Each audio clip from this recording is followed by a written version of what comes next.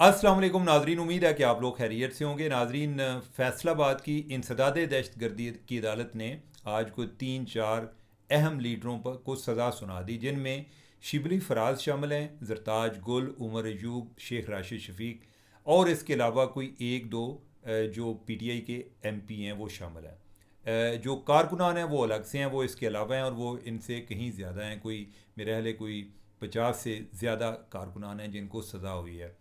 अब यह है कि इनको सज़ा, ये जो जिन लोगों का मैं ज़िक्र कर रहा हूँ, इनको सज़ा पहले भी फैसलाबाद की अदालत ने सुनाई।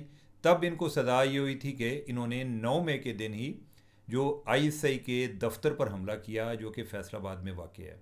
अब जो है वो राना सनाउल्लाह के दफ्तर पर हमले के हवाले से, घर पर हमले के हवाले से की। इस्माइल सीला जो हैं वो उधर से एमपी हैं। राना सनाउल्लाह के साथ उनका पिछले कोई 7 दफ़ा इनका मुकाबला हुआ, जिसमें को 5 इलेक्शन राना सनाउल्लाह ने जीते और 2 इलेक्शन जो हैं वो इस्माइल सीला ने जीते। इस दफ़ा राना सनाउल्लाह सूबाई सीट पर ख़ुद मौजूद नहीं थे, उनके दामाद मौजूद थे और इस्माइल सीला जो हैं वो उनसे सीट जीतने में कामयाब हो गए। जब 9 मई को हुआ, 9 मई जो है, यानी कि ये तो इलेक्शन से पहले हुआ, तो इन्होंने राना सनाउल्लाह के घर पर हमला किया। जैसे मैंने जिक्र किया कि ये दोनों ख़ानदान जो हैं आपस में इलेक्शन लड़ते आ रहे हैं, 7 इलेक्शन लड़ चुके हैं, लेकिन ये कभी इस तरह की बदमज़गी हुई नहीं है। इस तरह की कोई हमलावर होना, गालम गलोच, इस तरह का मामला पहले नहीं हुआ जब इस्माइल सीला जो हैं वो पीपल्स पार्टी का हिस्सा थे। जब से वो पीटीआई में आए, वो उनका मजाज को उन्होंने अडाप्ट कर लिया और उसके बाद जो पीटीआई में होता है वो उन्होंने भी काम करने शुरू कर दिए और ये हमला किया। और उस हवाले से जो कारकुनान हैं उनके हवाले तो एविडेंस भी मौजूद है उनके हवाले से, जो कि उन्होंने हमले में जिस जिस ने जो किया। बल्कि आप ये कह लें कि कुछ लोग जो उसमें जिनको रिहा कर दिया गया शक का फ़ायदा या कोई एविडेंस कम होने की वजह से, वो भी लोग कहीं उनकी फुटेज उनकी भी मौजूद थी। अब ये है कि चलें, वो तो हो गए, इस्माइल सीला भी हो गए, ये बाकी लोग जो हैं इन्होंने क्या किया? ये जिनका मैंने जिक्र किया, जिनका ताल्लुक़ फैसलाबाद से नहीं है, शिबली फराज, जरताज गुल, शेख राशिद शफीक और जो उमर अयूब हैं, तो ये पहले जो आईएसआई हमला केस है जो उधर फैसलाबाद में हुआ, उस पर भी इनको पकड़ा गया, सज़ा हुई, अभी भी सज़ा हुई। तो ये आप समझें कि जैसे ये लोग जो है ना, ये पूरे पाकिस्तान पे तकसीम हुए हुए हैं कि किस को किस किस केस में सज़ा देनी है। जो पहले हमला हुआ वो जेनवनली हुआ, अब इन पर क्या केस है? इन पर केस ये है कि ये उनको उकसाने में शामिल थे, कि जो हमलावर हैं उनको उकसाने में शामिल थे। उसके बारे में मेरे नॉलेज में नहीं है कि ये इनके पास क्या एविडेंस है या नहीं है, लेकिन ये जो चीज़ें चल रही हैं ये कोई ऐसा कोई बड़ा ही कोई इंसाफ के कोई आला म्यार के मुताबिक तो नहीं चल रही। लेकिन इसका एक काउंटर आर्गूमेंट ये भी है कि हमारी जो सियासत है उसके रूल्स ऑफ गेम जो हैं वो वैसे ही ब्रेक हो चुके हैं। सियासत भी किसी ज़ाब्ते के तहत नहीं हो रही और माशाल्लाह इसका क्रेडिट जो है ना वो इमरान खान को जाता है। लोग इस पे ज़रा बात करने से ज़रा हेजिटेट होते हैं, लेकिन उन्होंने आके कोई जो रही सही कसर है ना उन्होंने निकाल दी हुई है।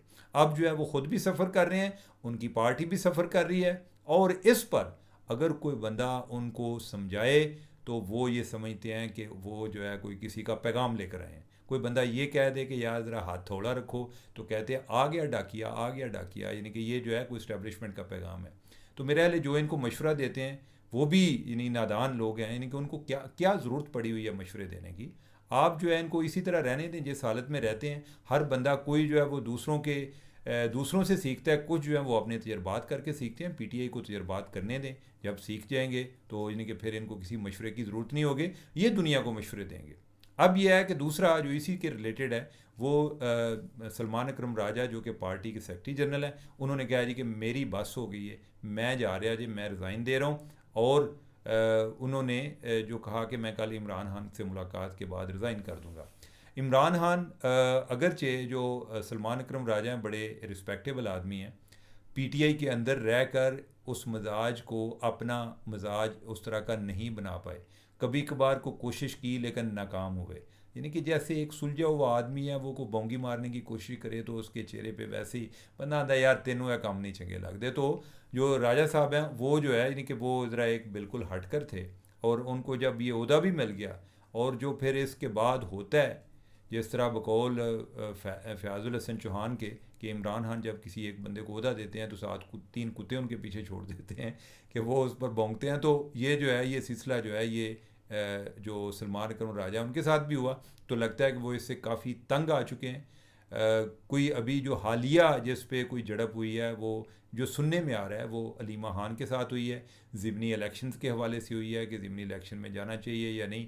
और फिर इधर अलमिया ये होता है कि जो बंदा एक एक्सट्रीम पोजीशन ना ले, ये इनको लगता है कि ये बंदा इस्टेब्लिशमेंट का है। ये आपस में भी लड़ते रहते हैं, आपस में से अपने से बाहर जो लोग हैं उनको भी ये समझते हैं इस्टेब्लिशमेंट के हैं, अपने अंदर भी जो है, जो इनको कहे कि यार कोई ज़रा थोड़ा सा स्ट्रेटजिकली चीज़ें डील कर लें, ये कहते हैं कि ये भी बंदा आपको बताया था ना, ये उन्हीं का बंदा है। तो अब जो है सलमान अकरम राजा वो भी सोच रहे हैं कि मैं इस पार्टी से निकल जाऊं। ये पार्टी में तो खैर नहीं निकलेंगे, लेकिन ये है कि वो उस पार्टी के एमएनए भी हैं। लेकिन ये जो ओहदा है उससे वो जान छुड़ाने की कोशिश कर रहे हैं। वो उसमें किस हद तक कामयाब होते हैं I don't know, Imran Khan बताएंगे। बाकी ये है कि इस पार्टी में एक ही बंदे की इज़्ज़त है और वो इमरान खान है, उसके अलावा किसी की कोई इज़्ज़त नहीं है।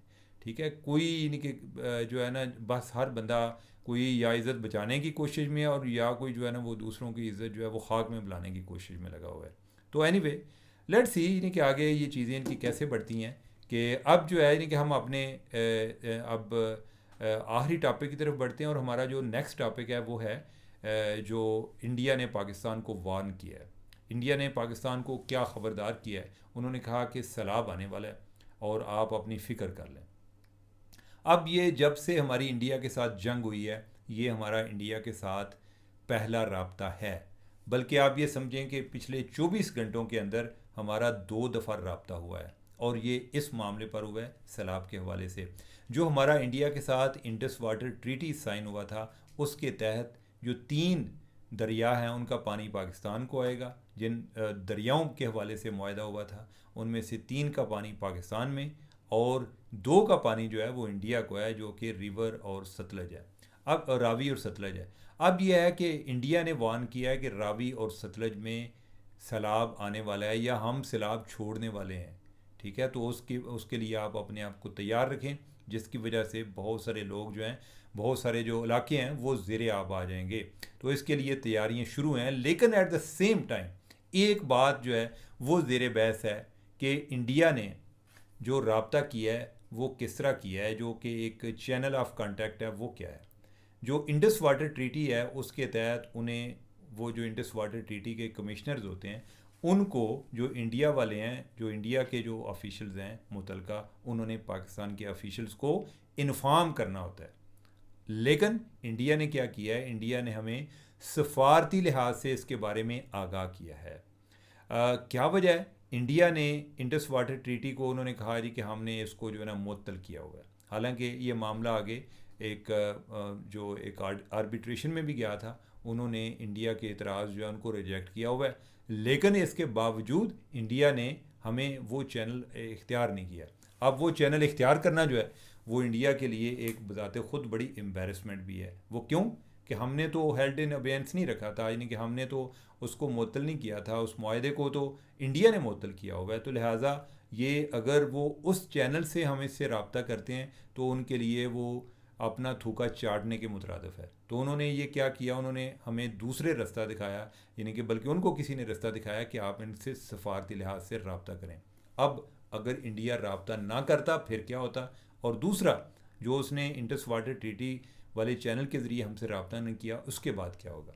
इंडिया अगर रब्ता ना करता तो फिर जो है एक और जंग होती, क्योंकि अगर इंडिया पानी छोड़ देता तो ये टेंशन बहुत ज़्यादा बढ़ जाती, ये जंग की शक्ल इख्तियार कर जाती।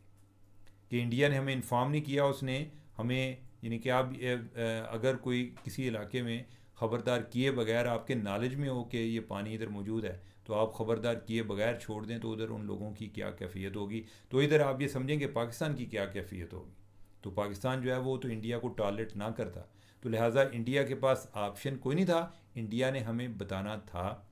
तो लिहाजा उन्होंने क्या, अब इंडिया में भी ये सवाल किया जा रहा है कि आपने जो इंडस वाटर ट्रीटी है उसके तहत जो अरेंजमेंट है उसके तहत क्यों नहीं इन्फॉर्म किया। उस पर वो जवाब नहीं देते, वो बस ये कहते हैं कि हमने जनाब इंसानी बुनियादों पर पाकिस्तान को इन्फॉर्म किया है। लेकिन यह है कि दूसरा, इसमें जो एक अखलाकी ज़िम्मेदारी है वो भी इंडिया की थी। इंडिया जो है ना वो अपर राइवेरियन है, हम जो है लोअर राइवेरियन है, कि यानी कि वो जो है ऊंचाई पर हैं, हम जो है ज़रा उतराई पर हैं। तो पानी जो है वो उधर बह कर पाकिस्तान आता है, पाकिस्तान से बह कर उधर नहीं जाता। तो लिहाजा जो एक मॉरल ड्यूटी है वो भी उस कंट्री की होती है जो कि अपर राइवेरियन होता है। इमेजिन करें कि अगर चाइना और इंडिया के लिहाज से देखा जाए तो एक स्टेज पे जो चाइना है वो अपर राइवेरियन बन जाता है कि चाइना से पानी जो है वो इंडिया में दाखिल हो रहा होता है। तो अगर वो भी इनको वार्न किए बगैर छोड़ दें तो फिर इंडिया के साथ इनका क्या हशर हो। लेकिन अब यह है कि इन्होंने हमें बता दिया। अब एक तो इनकी इस हद तक तो बचत होगी कि उन्होंने हमें वार्न यानी कि खबरदार कर दिया कि सैलाब आने वाला है। दूसरा ये है कि हम जो है कि हो सकता है कि इस बारे में कोई चैनल एक्सप्लोर करें, और पाकिस्तान के पास ये एक अच्छा पॉइंट आ गया है कि हम इसको दोबारा से वर्ल्ड बैंक के पास लेकर जाएं, जिसने हमारी पहले साल से कराई थी कि इंडिया ने इस चैनल के ज़रिए इंडस वाटर ट्रीटी वाला जो चैनल है उसके ज़रिए हमें इन्फॉर्म नहीं किया, तो लिहाजा इसके खिलाफ प्रोसीड किया जाए। इसके बारे में आगे माहिरीन क्या करते हैं, आने वाले टाइम पर क्या होगा, वो जो चीज़ें होंगी वो आपको मैं बताता जाऊंगा। अभी आपको ज़रा एक हल्का सा हिंट दिया है कि इस मामले में कुछ डेवलपमेंट हो सकती है जिसके लिए इंडिया के लिए और ज़्यादा मसाइल पैदा हों। तो नाजरीन, आज के लिए इतना काफ़ी, मुझे दें इजाज़त। अल्लाह हाफिज़।